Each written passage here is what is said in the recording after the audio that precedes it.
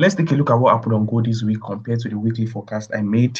I said I was expecting the weekly liquidity to be taken before we get a reverse to the downside, and we saw the liquidity taken and price pushed up to a daily POI before we started getting a drop to the downside. The drop hasn't started, so that kind of leave my forecast for this week to be almost the same as last week. I might just do a few touches to what I said last week before I just continue the, the forecast. But first things first, just as we always do on this channel, we're always looking at the high of the week and the low of the week so that we can update our table and know what we can expect for the coming week. So I'm going to quickly do that now. I'll go to my table and update that. I've done all that before coming to shoot this video. So the low of the week formed on Friday and the high of the week formed on a Thursday with a total of 1,380 pips delivered.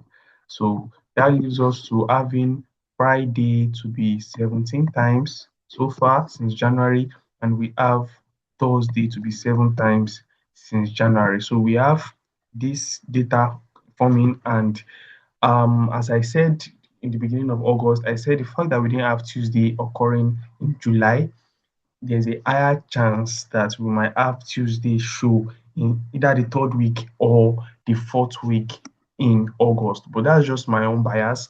It might not come out that way. So just do what you see on the chart and don't just follow this blindly. You can take a screenshot of this and see if you can read the table, but I'm not going to be doing that because of the duration of this video. I don't want it to be too long for you guys. So let's quickly go back to the chart and see what we can expect before for this coming week. So let's delete this, and now let's check our daily time frame to see if we have a breakout so far.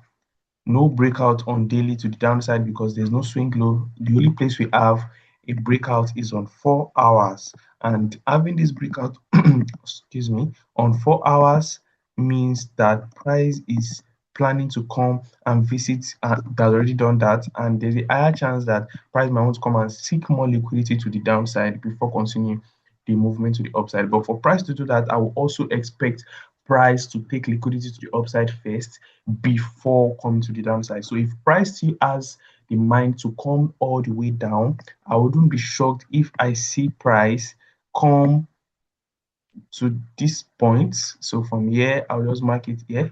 I won't be shocked if I see price come to seek this liquidity, come take this POI. It might even go a little bit higher, but from this zone, which is a resistance zone, I won't be shocked if gold price start falling to the downside, and we might just see more push to the downside this week.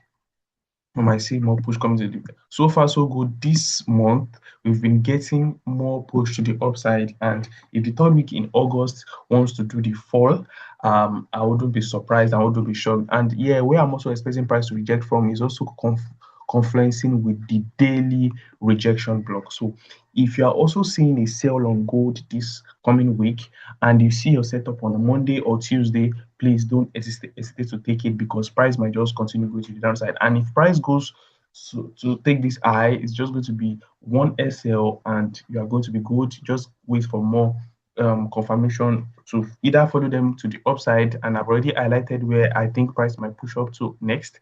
If price takes us out here, price might come to this place or this place before you see any form of reversal. But one thing I want you to know is if you are wrong, just be wrong on a setup. Don't over leverage on your setup. Don't be too sure of your setup because price can do anything. So I don't have much to say. That's all I have to say today, and I'll be seeing you guys in the next week forecast. Bye.